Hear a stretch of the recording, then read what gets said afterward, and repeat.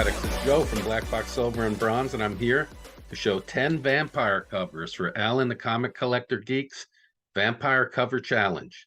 Let's check them out. I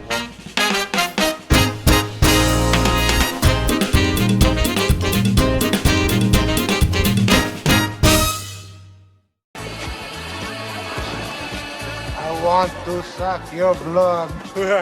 What better way to start than with the #1 vampire, Dracula? Here is giant-sized Dracula #3 from December of 1974 by Marvel Comics with a terrific Gil Kane cover. You've got Dracula coming in through the window, the bats silhouetted in the moon behind, and he is about to bite the neck of this beautiful young lady. Giant-sized Dracula #3. You'll know that I am called the Count. Sticking with Dracula, here is Josie and the Pussycats in Archie Giant series number 571. This is from September of 1987. It's a Stan Goldberg cover, and you can never go wrong with the Pussycats, although I like their costumes better when it's full-on leopard print without those white centerpieces. But there's Dracula coming in and scaring the Pussycats in his castle.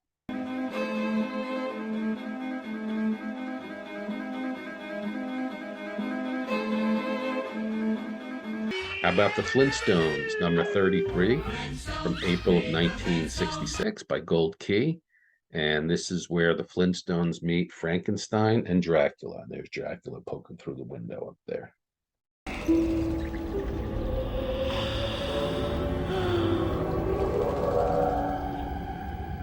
Welcome to my home. Changing it up a bit, here is Vampirilla. This is Vampirilla #10 from March of 2015. And this was the second Dynamite series that ran starting in 2014. And Stephanie Buscema, the granddaughter of John Buscema, is the artist of this cover. These were variant covers. She did a variant cover for issues #1 through 13. And this is just #10. And I really like this cute style that she did. I'm trying to pick all these covers up, and I have 10 of the 13. I'm still looking for #5, 7, and 9. And I've seen some of them pretty pricey. I'm trying to wait and get them at, a better price. I got most of these for like $3.99 or $5 or $6. So I'm just waiting to find 5, 7, and 9 for that. But that is Vampirilla #10 with a Stephanie Buscema cover. I curse you with my name. You shall be Blackula. Blackula. Here is Simpsons Treehouse of Horror #11 with Mr. Burns coming in as a vampire in the back there. This is from October of 2005. And it's really cool if you look over here who contributed to this issue. It's all, famous artists that we know. Up here it says Marvelously Monstrous Horror Masters. So it's these guys here. And then this is also a flip book.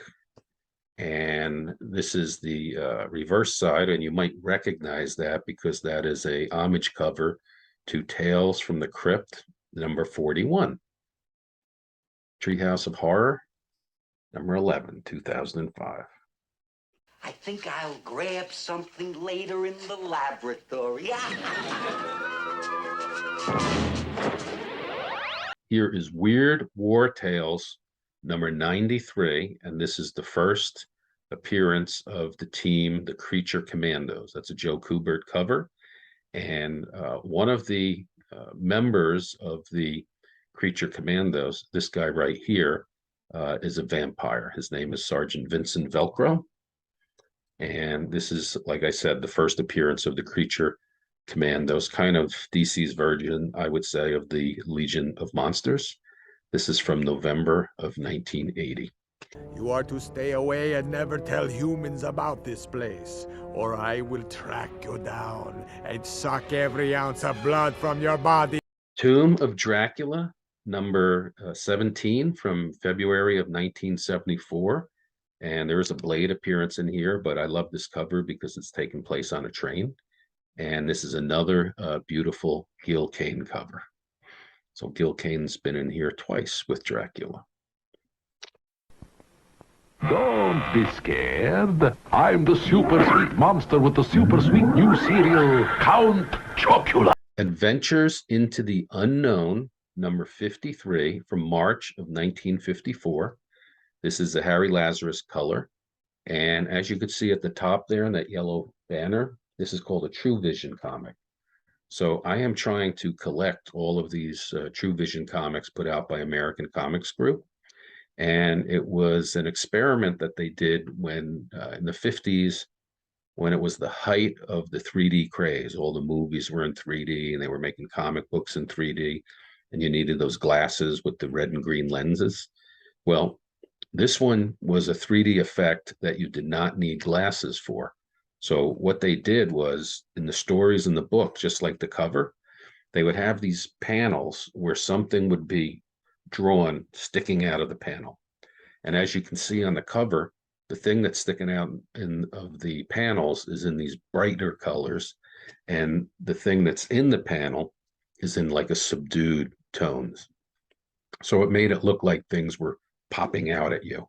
And then they also colored the borders inside the comic book black, so it's really super cool.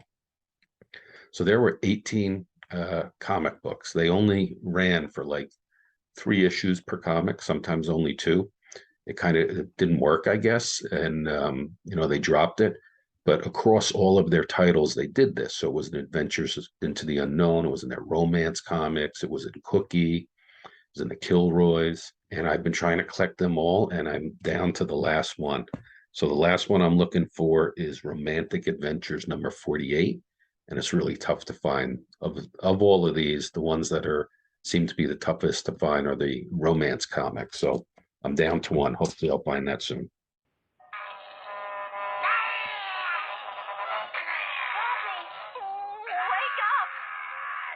Has to be Dracula again. Here's my slabbed Dracula comic by Dell Comics, and this is from 1962 with this beautiful painted cover.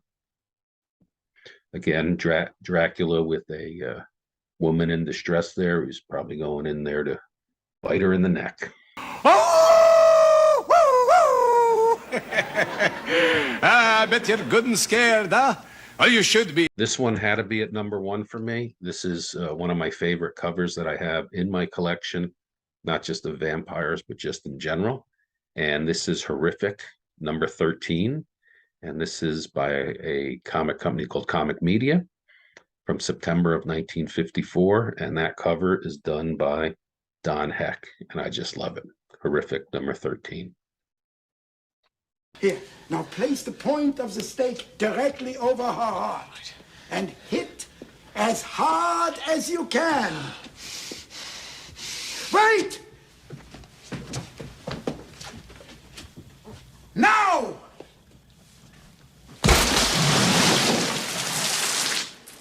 So that's it, comic addicts. I hope you liked seeing the vampires in my PC, and I'll see you next time. Happy Halloween. Bye-bye.